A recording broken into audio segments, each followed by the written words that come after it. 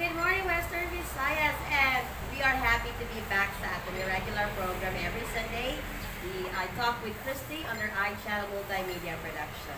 So it's a gloomy Sunday, but I hope na nag-enjoy kamutanan, and I think na-miss nyo gina ako ng programa. Kaya daw, wala kita ka-program din, no? Mga 3 weeks, and in line with that kami mga bisita, kita at may mga dapat kita atindi ron. So, I have to cancel our program. But then, wala na kita kalimutan ang atong mga supporters sa atong programa, which is the Pete's Grill and Seafood Restaurant of SB Peter Manias, maayong aga. Also, Sir Jonathan Cabrera of More Power, Metro Pacific Iloilo Water, Municipality of Mayor Junjun Hayan, good morning. The 8th Street Spa and GJN Driving School, Evidence Smile Clinic, and also Congressman Mike Rosetta, good morning. And kay Sir Francisco Hiller of the Provincial Public and Employment Service Office. So good morning sa inyo tanan. So for today, I have these two handsome guys with me.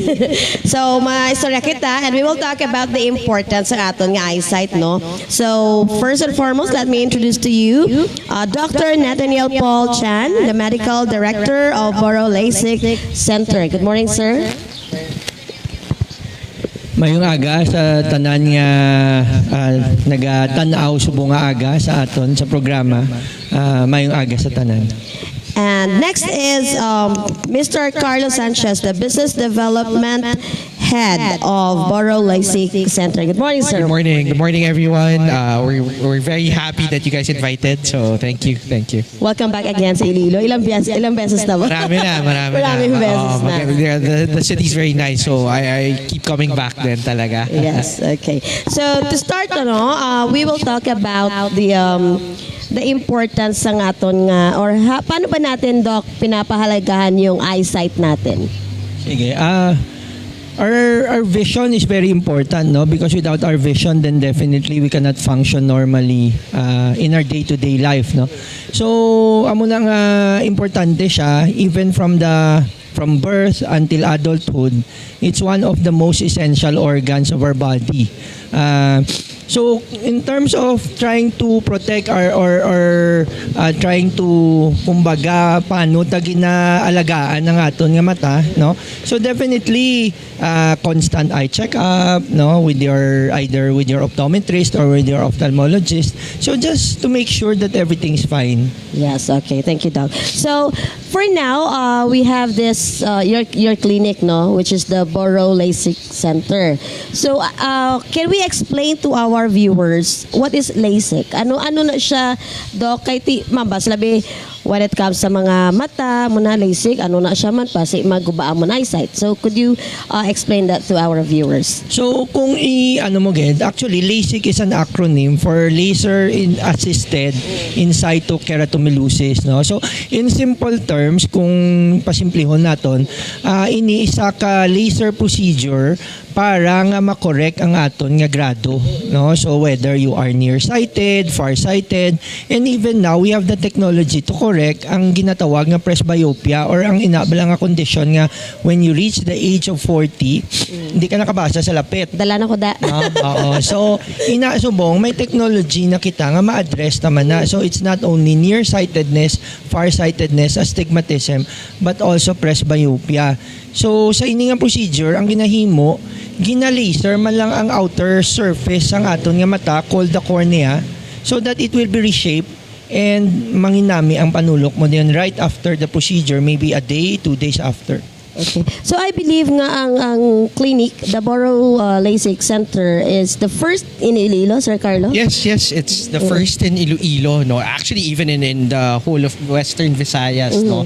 So we are very happy that we are here and offering this type of service, which is really world class, no. Right now, talagang you don't need to go anywhere to avail of such a service. We're here in Iloilo in Festive Walk Mall. So punta lang doon for the checkup, and we can service you in our clinic. Yes. Okay. So paano ba yung process, or paano yung process ng LASIK procedure? Not everyone is a candidate to undergo LASIK, no? So you must first undergo what we call a comprehensive screening. So sa comprehensive screening dira na i-determine if, like for example, ikaw, you are a good candidate or not. If you pass the comprehensive screening, then you will be scheduled to undergo the surgery.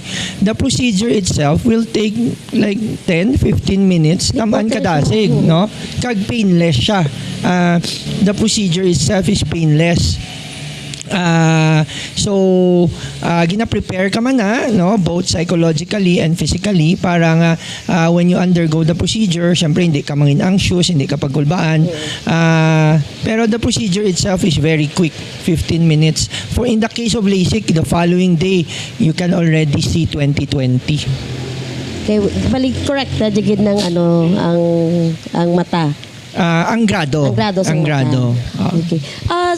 Curious lang ko, no, if you have the background, Doc or Sir, when did or paano nag-start ang LASIK? Di na siya nag-originate, something like that? Paano siya nag-start or di siya nag-originate yet? Ang procedure nga niya, dugay na niya, no? Like in the 1990s, siya may PRK na, and then eventually may LASIK. So this technology, of course, originated from Europe, no? Sa mga advanced countries, no? And then it has spread all over the world. So sa Manila, dugay na niya nga technology, no? Like example, during my training as a resident in St. Luke's Medical Center, I actually underwent LASIK myself in 2001. So sang amo to nga time, syempre lain pa to yung machine, unlike now na what we have in Borought is the state of the art, the most advanced nga LASIK machine, no? At that time, syempre medyo hindi pa kita mo to ka-advance, but I underwent LASIK and the following day I already had 20/20. So ini ang tuyo sang Borought Lasik Center is to make it more accessible to everyone, to all Filipinos, no, who have errors of refraction. That's why ang vision sa amon nga CEO si Dr. Cesar Heredia is to open more Borought Lasik Centers all over the Philippines. Oo, so amo na. So nag-una lang sa Davao and then subong sa Iloilo, but there are plans to, open more centers. In Manila, you started in Manila, right? Yes, we so started how in many Manila. centers do you have? In Manila, we originally had 2, no? But right now we have 1 in Mall of Asia. So, yon, I mean, it's very like in Festive Walk, no, it's very accessible. Yes, sir. There's parking. It's inside the mall. So, yung iba after mag-movie minsan pupunta magpapalisik, no? It's like a regular procedure na lang right now, no? And it also shows that non-invasive, no? It's a very fast procedure. Yeah. So Doc, you mentioned a while ago the comprehensive screening. So ano na siyang kakatabo during this screening? During this comprehensive screening, of course, i-check kung anong grado mo, if you are really a good candidate, no, for the procedure, and then tanawon ang shape, ang imong kadamulon sang cornea, no, kung may iban ka nga mga eye conditions nga disqualify sa imo for the procedure, so lantawon ang retina mo or ang inside sang mata mo. So that is part and parcel of the comprehensive screening, to make sure nga ikaw when you undergo the surgery, the chances of success is very very high, almost 100%, no? So amo na gina-plan out na dayon during the comprehensive screening, if you are a good candidate, what we call refractive planning, kung ano ang settings ng laser during the time of your surgery. So amo na siyang gakatabo during the comprehensive screening.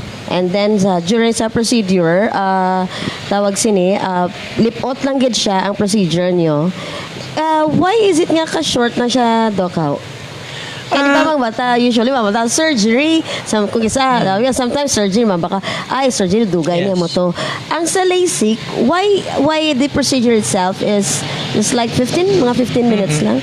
You have to remember, ang procedure, hindi siya intraocular. When you say intraocular, wala siya gasulod sa mata mismo.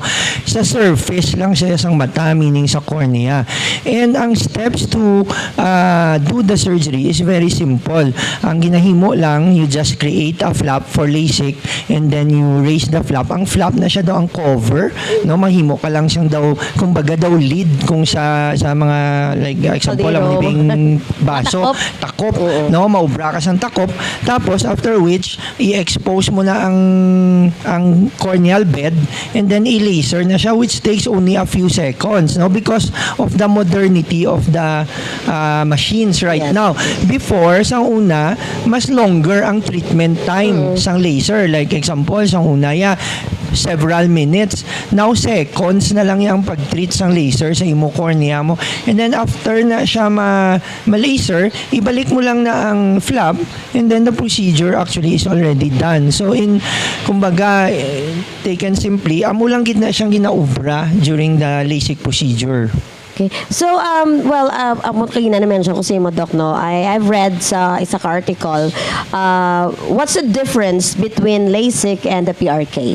Okay. So, ang PRK, amo gina siyang una nga refractive surgery, no? Before LASIK.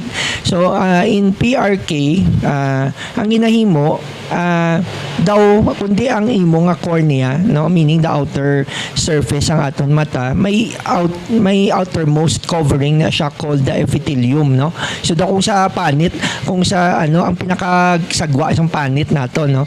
So, ang ginahimo sina, daw ginakakas mo na ang panit, gina-laser ang underneath sang panit. So, may ara na siya mas malawig na downtime in terms of healing, kaya mabalik na siya liwat tubo ang panit.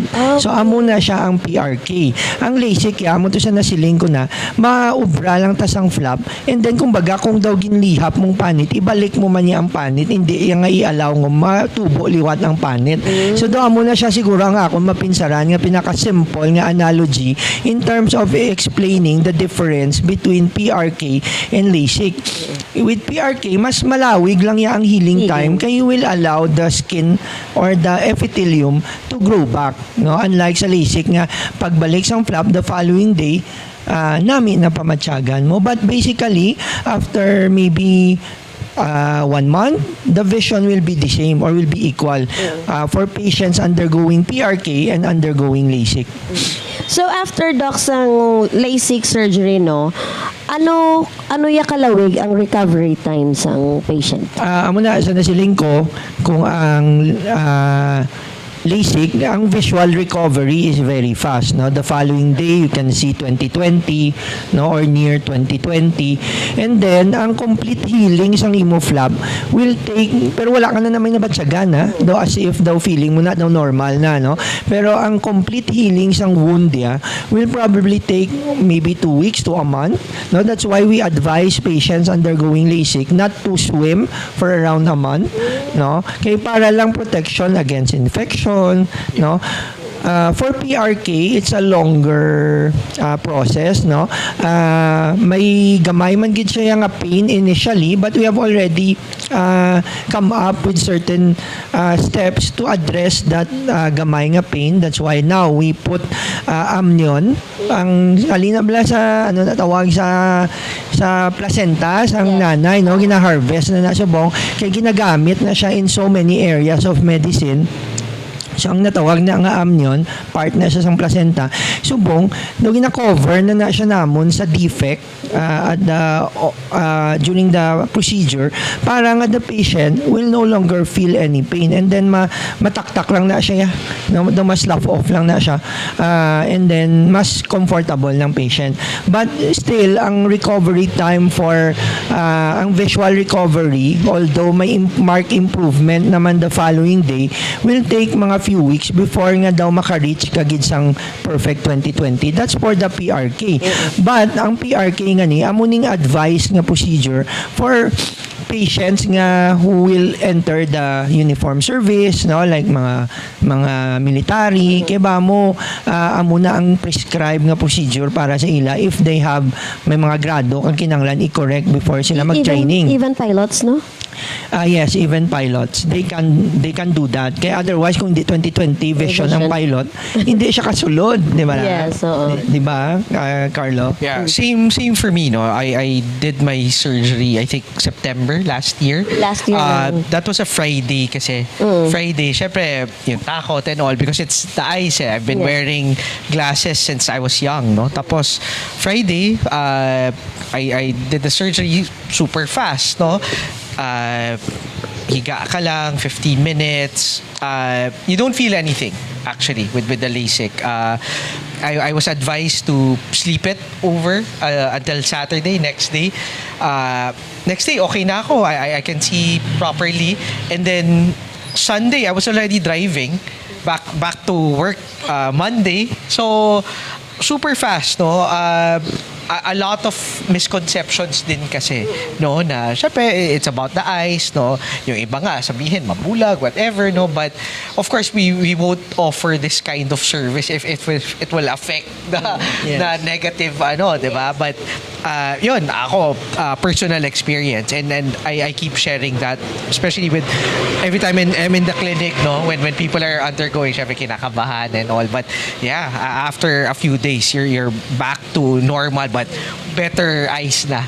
Better So, looking eyes. Yeah. hindi mo talaga kasi ma-explain, no, if you don't experience. Like, ikaw, Doc, di ba, nag-undergo ka sang LASIK, and also Sir Karlo. Yes. So just to add, no, ako ophthalmologist ako. Pero I know if the procedure is safe or not. For me to undergo the procedure myself, kumbaga it's a testament to the safety, no? And the effectiveness of the procedure. Kaya ako, when I was a third-year resident, I underwent LASIK to correct my nearsightedness. Pero just this January, I actually underwent a second procedure called Presby Max so that I can see well. Kaya nagsubra naman ta 40 mo, no? Although kasi kung tulukon daw wala pa na 40, no? Just joking. But when I reached 40, I started wearing glasses again, no, for reading, because of my age. Eventually, last January, I underwent a second procedure called Presby Max, no, that will correct my vision not only for distance but also for near.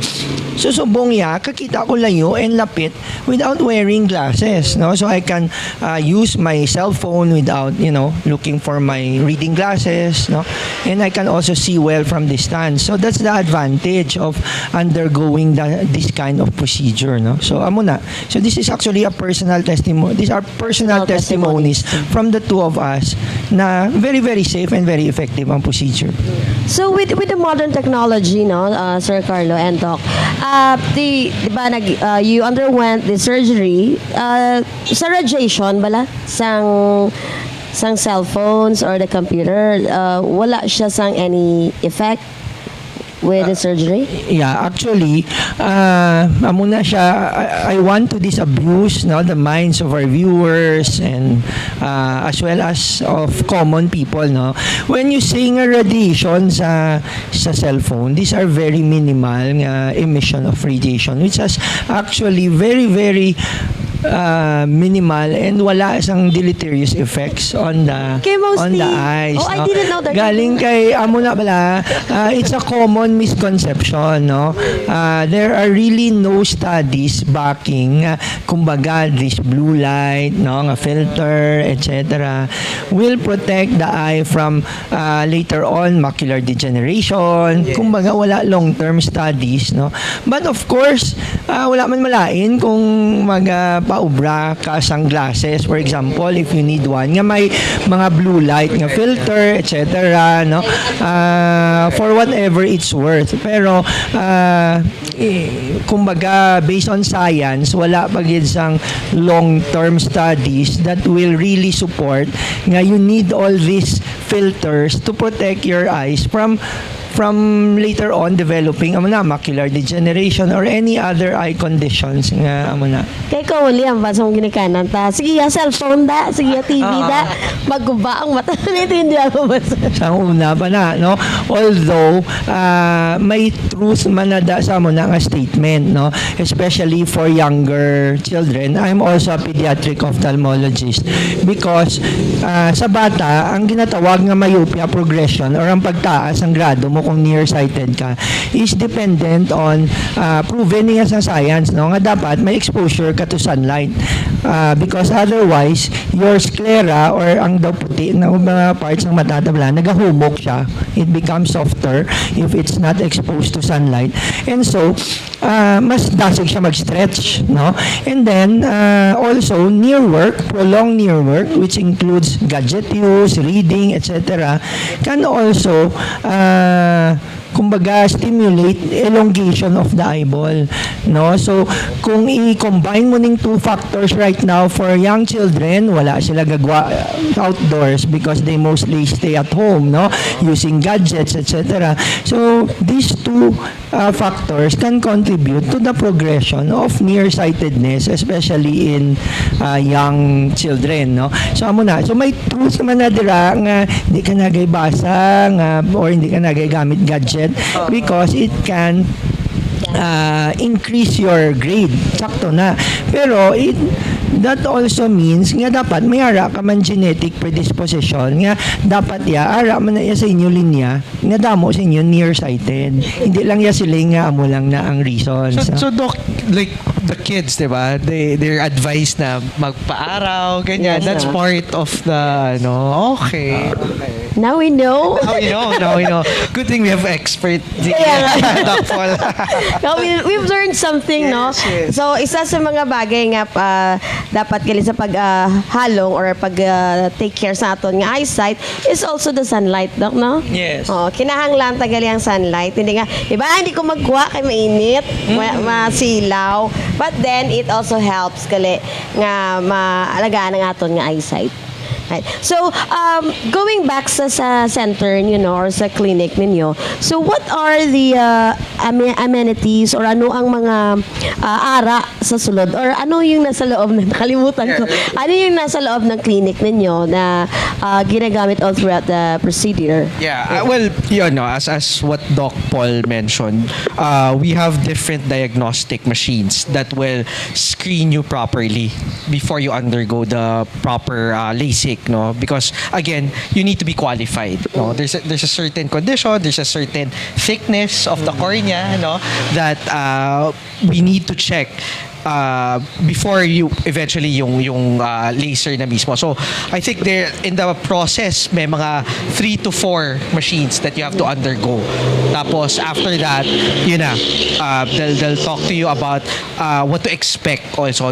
Kumbaga we will walk you through the whole process para naman alam nyo, syempre iba yung ine-expect mo kung ano hindi natin bibiglain yung pasyente. At nung pagbisita ko doon, di ba yung doon mismo sa kung saan ginagawa yung procedure. Yeah. Then after that, they have this area where the recovery Yes, there's room. also a recovery room, no? Because we want to make sure that after the laser treatment, okay yung mata mo, okay din yung naging procedure, no negative reactions whatsoever, and then we will also check you before you leave then the center, no?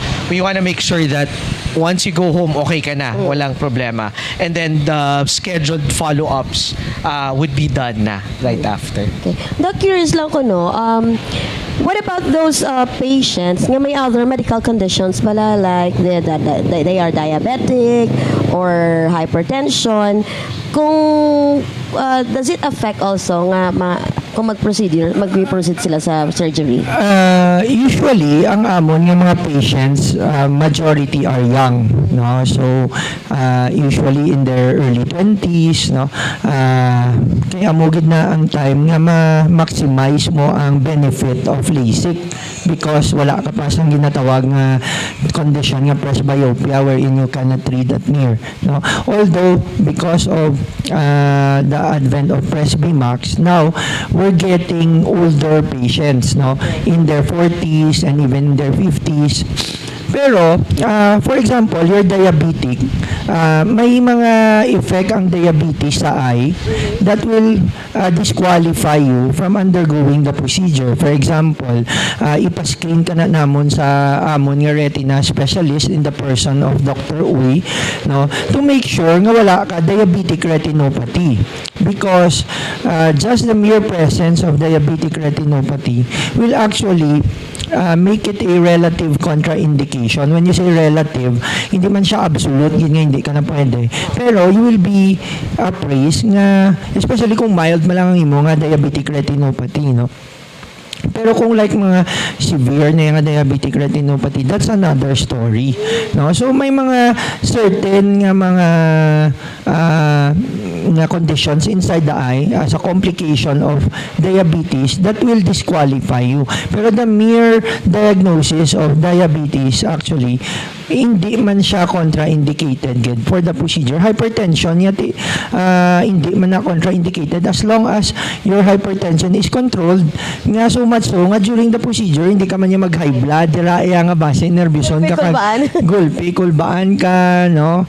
So ina lang siguro ang makita nga contraindication, pero basically it's not. Okay. So, you mentioned, no, ang inyo nga mga patient, you started with young ones, no? Mostly younger patients. So, ano ang pinaka-ideal age to undergo the surgery? I think ang ano natin is 18, no, Doc? Yes. The procedure is approved for 18 years old and above. So, amo ng FDA approval for the procedure. Although, in North America, Canada, US, and even in Europe, for certain conditions in children, again, no, ibalik ko sa bata kay I'm a pediatric ophthalmologist. If the grade between the two eyes is so large that it's very difficult to manage in terms of visual treatment, no, visual rehabilitation treatment, then it can be done for very young children. Amo ng condition nga anisometropia. Pero amo lang gid na siya ang condition sa bata nga allowed. And then for patients undergoing the procedure, 18 years old and above, the premise is that dapat wala na blaga change masyado imo grade. Medyo stable na siya. So that hindi na siya mag-regress, no? Meaning nga may isa ka pagli ang grado mo, pero nagpa-LASIK ka na. So base next year, may gamay ka naman liwat nga grade. Pero even if matabo na siya, Borought Lasik Center, correct me if I'm wrong, no, Karlo, has a warranty for the procedure. Meaning, kung magbalik grado mo, whatever the amount, during the first 5 years after your procedure, we will do the laser again without any additional cost, no? So, kumbaga kalawig na siya na warranty. Yeah, may warranty. Ganun kami din, talagang sure of the procedure, no? Kasi yan, again, another misconception at balik, whatever. So, right now, that's a warranty that we're offering. Yeah. Pero wala na siya usually nagabalik, no? So you can actually benefit from the procedure for the longest time, no? Until may mag-set in naman niya, bingalain naman niya, like when you grow older, makatarak ka, that's another story. Pero ang benefits ng LASIK in terms of correcting your nearsightedness, farsightedness, astigmatism is long-lasting, no? Amo lang na may very few percentage, no, maybe less than 1% nga nag-regress, but that can be addressed. So it's not a problem at all. So, Doc, kung ang nakaagyabi siya, nag-undergo siya sa cataract, ano bala? Pwede pa siya kapalaysik? Usually, ang mga nagkakatarak, no, majority naman sinaya tigulang, older, no, 60 years old and above. And it's a degenerative disease, meaning part na yan sa pagtigulang sang tao nga makatarak kagidya whether you like it or not. Now, when we do cataract surgery, we usually use a machine called biometry to predict kung ano ang imo nga kung anong isulod namon nga intraocular lens inside the eye that will correct your vision, no? Nga 2020 ka man. Pero this is not kumbaga exact science, no? May mga certain patients, very few, again less than 1%, nga ganatawag namon nga refractive surprise nga hindi insakto gali ang powers ang lens nga gin-compute sang biometry, which we do not have any control over, no? Kay machine lang niya mo, no? Hindi man ni 100% foolproof. So we can do kumbaga LASIK to remove whatever residual nga grade after cataract surgery. So amo na siya ka-advance ang science subong nga all things nga related to eye pwede na gid siya kumbaga magaan solution. So after undergoing the LASIK surgery, is there any tendency nga may magka-problema ka pa, like may tendency pa lang magkakatarata ka or any other problem sa mata? Cataract, nawala gina, no? Kaya again, as I would like to reiterate, nga sagwa lang na siya, ang cataract is inside. So, hindi gina ma-violate ang inside sang imo nga mata. So, wala gina sang chance nga magka-cataract, no? But just like any other surgical procedure, no? We also have to be honest, nga may mga complication man na, nga very few and far in between, no? Probably the complication rate is 1 out of 1,000, which is pero ang nami sa LASIK kay all complications nga pwede mag-arise from LASIK are remediable or correctable, no? Pwede mo gid siya ma-repair after a few months, no? So syempre tanan all medical procedures, no, whether you're just undergoing removal of a cyst, no, may ara ginaya possible complication, so we will not deny that. I think one of the critical points din doon, like what Doc Paul mentioned, is to have also very skillful doctors, Yes. like Doc Paul, no. And in Borough we have that. We have a very good team of ophthalmologists, Yes. talaga, that I mean when you search them, no, that's one of the Nakita ko yung mga pangalan lang doon. Yes. And kami, we are one of the centers that we really boast of our surgeons talaga, because they're very skillful. They're trained not just in the Philippines but abroad also, no. Doc Paul, US trained si US trained. Doc Paul, no, and the rest of the other doctors. So we have a list there on the site of doctors. When you Google them, ganun na ngayon Yeah. diba, Ma'am Tin, pagka ginugol mo You can check on their background. Yeah. So makikita mo talaga na okay, they're very knowledgeable in their field talaga. Yeah. So then, sinasabi nyo kanina, no, the patients undergo sa screening, and paano pag hindi qualified si patient for the surgery? So what do you recommend? Anong yung nire-recommend ng center ninyo? Depende kung anong reason bakit siya na-disqualify, no? So like example, the grade is way too high for to be corrected by LASIK or by PRK. Then we have other alternatives, no? Like for example, the procedure called ICL or intracolumnar na insertion ng contact lens, tawag doon. So kumbaga, parang may intraocular lens din na ginasulod sa mata to correct ang nearsightedness mo, no? So ina siya, usually this is a very advanced procedure, no? Usually ang gaubra na sa amon ang amon gid nga President CEO si Dr. Ches Heredia. So ang kung tamaan nagibra ka taas, like example may mga 1,000 plus na gid nga beyond na sang capacity sang LASIK or PRK, then we offer amo na ICL or refractive lens exchange. We just remove the lens itself and put in a kumbaga an intraocular lens. Subong modern naman ang intraocular lens, may mga multifocal na nga intraocular lens nga kung isulod na sa mata mo, kita ka man layo, kita ka man lapit, kita ka computer distance. So, subong niya may solution na. Pero like example, na-disqualify ka because may problema ka sa retina, then we will refer you also to our retina specialist for treatment. No, kung na-disqualify ka man nga may kataraka na gali, kaya medyo may edad ka na, then we will also advise you to undergo cataract surgery.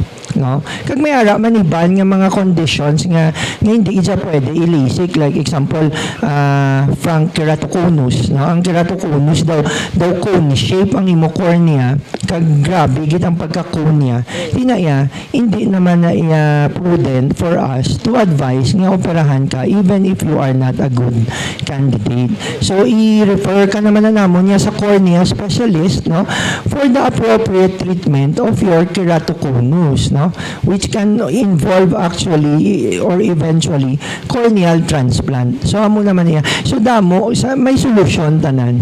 So do these services are also available in Borought Lasik Center? Yes, Mm, yes, but we have hindi that. qualified. I think na ICL that Doc Paul mentioned. Yeah, actually, Dr. Heredia performed the first ICL case here in Iloilo several months ago.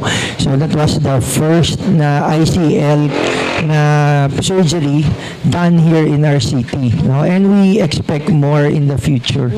No? So pwede gid. So the Borought Lasik Center, they really make sure no na you take care of the patient. Kung hindi man qualified, then you still have other options with the services that you offered in your center. Yes, sir. We don't leave them behind, no, na Sorry, di na. hindi, ganon. So we also I mean if not for LASIK, and we have that ICL option, or again we go back to our doctors, no, na they will be the one to provide anong dapat for that specific patient. Okay. So what about with the after surgery? No, does your center also offer the aftercare services? Do you? Yes, oo. Kumbaga, part ginayas ang package, no? After the procedure, you will have the aftercare or yung post-op care, no? Post-operative care. So we will see you in the case of LASIK patients the following day, 1 week after, 1 month after, and then even until several months or years after, no? Just to make sure that you are doing well after the procedure. For PRK, same thing. We will see you after 5 days, and then after another week, 1 month, etc., etc. So part gid na iya nga sang amon nga obligation and responsibility, no, as a center to make sure that you will be taken care of after the surgery. So may duration or may expiration na LASIK wala? Like nga, after 5 years, kinan ma-LASIK ako liwat. Wala. No, so as I've mentioned earlier, you can enjoy the benefit of LASIK even for a lifetime, no? Until, for example, malabot ka naman yung 40, mariging glass ka lang. Pero kung ang problem mo before is hindi ka kakita sa layo, it can be for a lifetime, no? Until like in your 60s or 70s, makatara ka naman niya, tilain naman na siya nga procedure later on. So wala expiration ang procedure.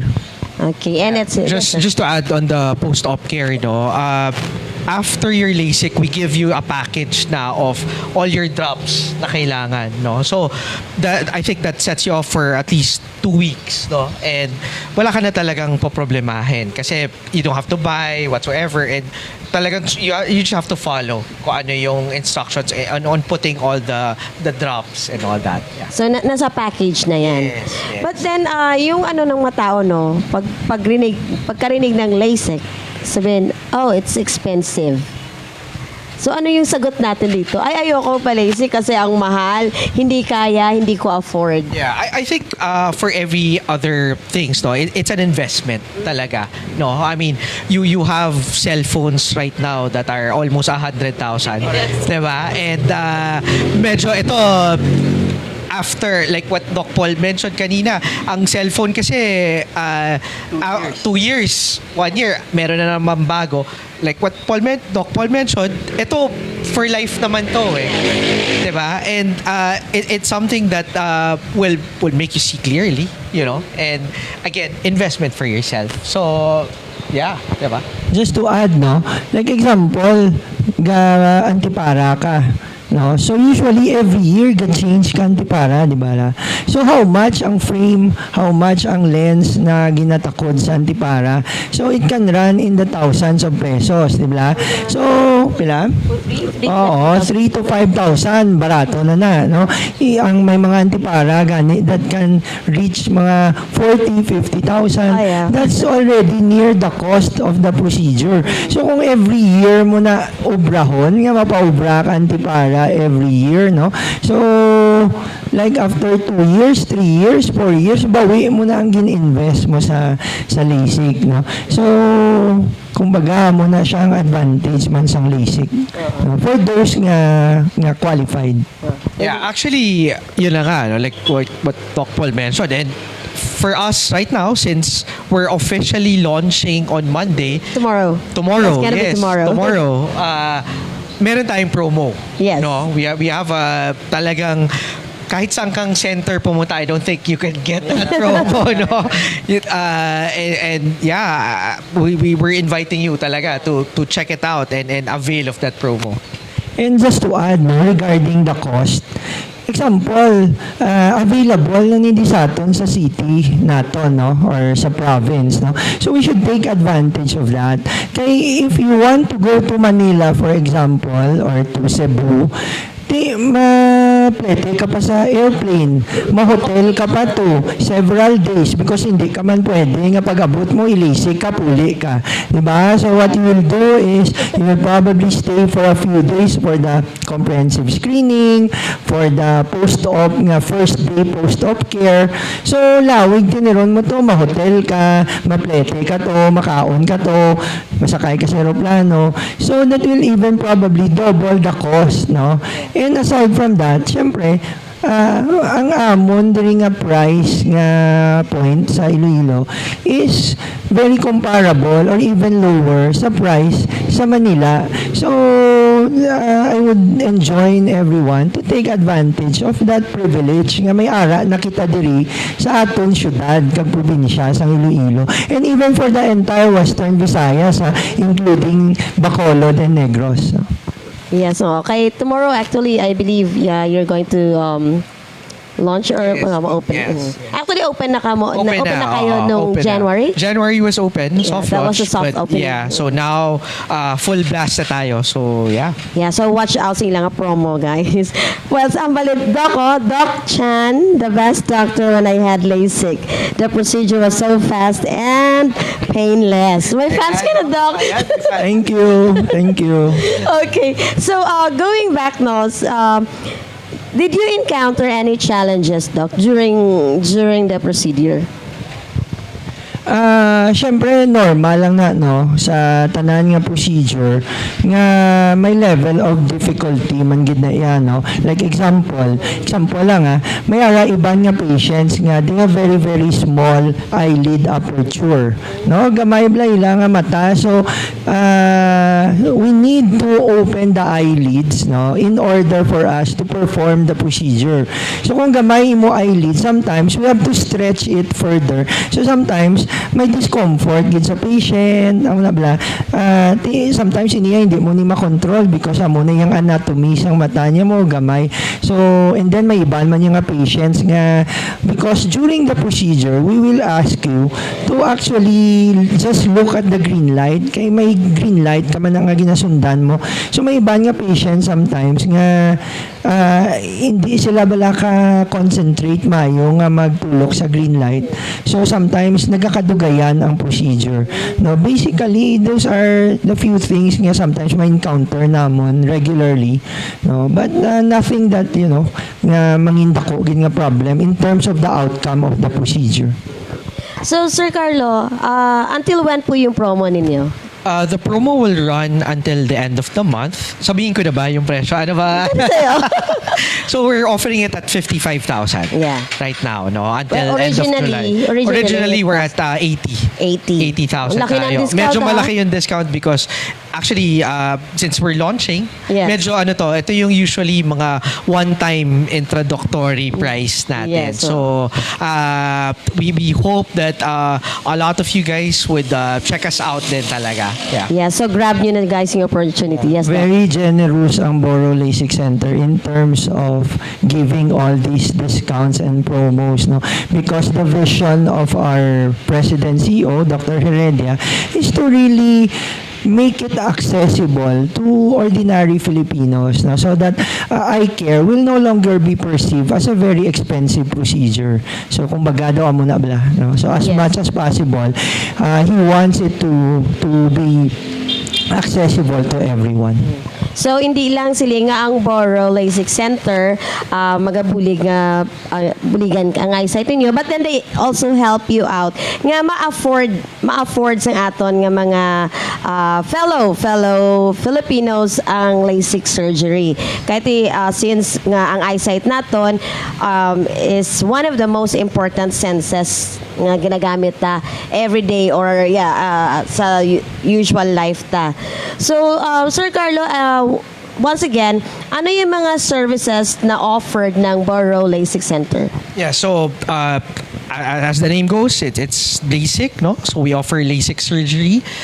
We also offer PRK, the one you mentioned earlier. We have Presby Max for the 40 and above. And then we also offer the ICL. So yung mga super high grades, no? If you know anyone, yung mga 900 to 1,000, just go to our center. We have our very skillful and experienced doctors also that would recommend and give what is best for you. Okay, you can invite our viewers. Saan po nakalocate yung clinic? Okay, so we're located at Festive Walk Mall. Second floor po tayo sa may wellness side.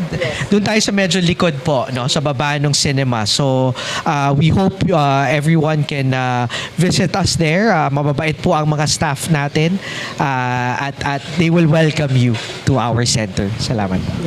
During the consultation, do they have do you have any consultation fee pag once they want to have their eyes checked lang? Usually dun sa screening, dun meron tayong parang suitability test, no? Initial test, that's free. No, That's for free. Yeah, yung suitability test. Yung comprehensive screening, if you undergo the LASIK surgery, that's also free. It comes with the package. Okay. So yeah. Right. So Doc Chan, so what ang imo nga nga mensahe sa aton nga viewers? Sige, so siguro ang ako lang mahambal, no, para sa aton nga mga viewers is eye care should not be expensive, no, and advanced eye care now is available in our city, no, LASIK, PRK, Presby Max, ICL. So these are procedures na before though we only used to dream about nga kabay patani nga mangin ari man diri sa Iloilo, no. So we are very fortunate, we are very lucky that we have a visionary guy, no, in the person of our President CEO, Dr. Heredia, who really wanted to bring this technology to all parts of the Philippines, kumbaga, no. So dako ni siya nga bulig sa aton nga mga Ilonggo, no, nga ari na diri sa aton. So let us take advantage of that of that privilege, no. So gina-enjoy ko with everyone. If you think that you need laser correction for your vision, please do come and see us at Borought Lasik Center. Thank you. So since you opened in January, may mga patients na kayo, no? Yes. Yeah. Yes. Oh, okay. Yeah, we had na. So, I guess yung kanina was a patient of Yes, Dr. Dr. Shan. No? So, yeah, we Mm-hmm. started na rin. But yeah, we're welcoming more patients from Iloilo. Yeah, your invitation po. Yes, so inviting again everyone to Borought Lasik Center. We're located at the second floor, Festive Walk. So, Do you hope have to see you guys there. Facebook page? We also have have Facebook page, Borought Lasik Center, Visayas. No? Visayas. And we have also our mga main pages, no? Yes. Iba-iba. But yeah, just like and then like our pages also para you see the latest information. The contact number in case that they want to. The contact number we will provide to you later. Later. Hindi ko memorize eh. Bukas. So, baka number ko mabigay ko eh. Kaya, but yeah. Okay. So thank you so much, Sir Karlo, and also Dr. Paul. Thank you, Ged. And so tandaan naton that ang aton nga eyesight is very important. Kay once nga if you have any problems with your eyesight, you can visit Borought Lasik Center. Kaya basi paglinaw ng mata mo, makikita mo na yung right one. Oh, di ba? Yes. Ganun lang yun. That joke. So anyway, before kita magtakop sa ating programa, once again, I would like to thank ang ating avid supporters for the iChannel Multimedia Production. Of course, first and foremost, SB Tremanias of Pete's Grill and Seafood Restaurant. Thank you, Ged, sa pagpagamit sang venue as our regular venue sa among programa every Sunday. And also, Sir Jonathan Cabrera of More Power. Thank you so much. Miss MJ Josue of Metro Pacific Iloilo Water. Mayor Junjun Haen of Municipality of Leganes. 8th Street Spa, Freud, mate, thank you again sa suporta. GJN Driving School, kung gusto niyo magtuon driving, contact niyo lang or please check the page GJN Driving School. Evident Smile Clinic, for those naman nga may problema sa ngipon or if you want to have your dental care, you can visit Evident Smile Clinic.